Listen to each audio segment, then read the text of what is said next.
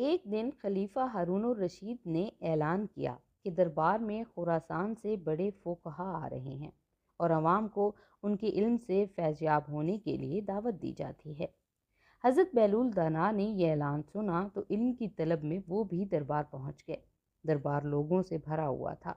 حضرت بہلول دانا نے خلیفہ کو سلام کیا، جس پر ہارون الرشید نے انہیں اپنے پاس بلا لیا۔ دربار میں موجود ایک فقیہ جو شاہانہ کرسی پر بیٹھا تھا، اس نے یہ دیکھ کر حیرت کا اظہار کیا کہ بادشاہ ایک ایسے شخص کو عزت دے رہا ہے جو ننگے پاؤں اور پرانے کپڑوں میں ملبوس ہے۔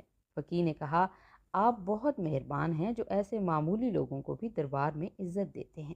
یہ سن کر حضرت بہلول دانا نے اس فقیہ سے مخاطب ہو کر کہا، آپ بڑے فقیہ ہیں اور میں ایک علمی دیوانہ ہوں، کیوں نہ ہم علمی مباحثہ کر لیں؟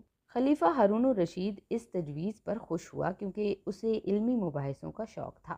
خلیفہ نے فقیہ سے کہا، آپ کو بہلول کی دعوت قبول کر لینی چاہیے۔ فقیہ نے کہا، میں تیار ہوں، لیکن میری ایک شرط ہے، میں ایک معمہ پوچھوں گا۔ اگر بہلول نے صحیح جواب دیا تو میں 1000 اشرفیاں دوں گا، اور اگر جواب غلط ہوا تو بہلول کو مجھے 1000 اشرفیاں دینی ہوں گی۔ بہلول مسکرائے اور کہا، فقیروں کا دنیاوی مال سے کیا واسطہ؟ اگر میں جواب نہ دے سکا تو خود کو آپ کے سپرد کر دوں گا، چاہے غلام بنا کر بیچ دیں، مجھے منظور ہوگا۔ فقیہ نے یہ بات مان لی اور معمہ بیان کیا۔ ایک گھر میں ایک عورت اپنے شرعی شوہر کے ساتھ بیٹھی ہے۔ گھر میں 2 اور افراد بھی موجود ہیں، ایک نماز پڑھ رہا ہے اور دوسرا روزے سے ہے۔ اچانک ایک چوتھا شخص دروازے پر دستک دے کر اندر داخل ہوتا ہے، اور اس کے آتے ہی شوہر اور بیوی ایک دوسرے پر حرام ہو جاتے ہیں۔ نماز پڑھنے والے کی نماز اور روزے دار کا روزہ باطل ہو جاتا ہے۔ بتاؤ وہ چوتھا شخص کون ہے؟ معمہ سن کر دربار میں موجود لوگ حیران رہ گئے۔ دربار میں خاموشی چھا گئی۔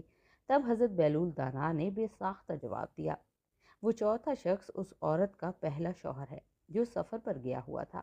اس کے انتقال کی خبر ملنے پر عورت نے دوسرے مرد سے نکاح کر لیا جو اس کے پاس بیٹھا تھا، اور دیگر 2 افراد کو ہدیہ دے کر اپنے مرحوم شوہر کی قضا نمازیں اور روزے رکھوا رہی تھی۔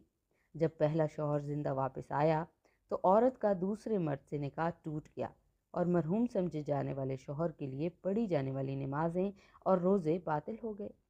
حضرت بہلول دانا کا یہ جواب سن کر دربار کے لوگ اش اش کر اٹھے۔ ہارون الرشید نے بہلول کی ذہانت کو سراہا۔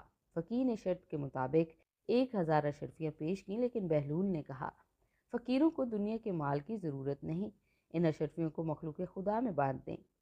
یہ سن کر فقیہ بہت متاثر ہوا اور بولا، بہلول تم نے مجھے سکھایا ہے کہ علم کی کوئی حد نہیں ہوتی، اور کسی کی ظاہری حالت دیکھ کر اسے کمتر نہیں سمجھنا چاہیے۔ اب بہلول دیوانہ نہیں بلکہ بہلول دانا ہے۔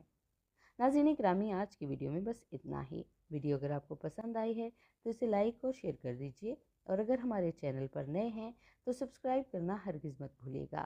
اب ہم آپ سے ملیں گے اگلی ویڈیو میں، تب تک کے لیے ہمیں اجازت دیجیے۔ اللہ حافظ۔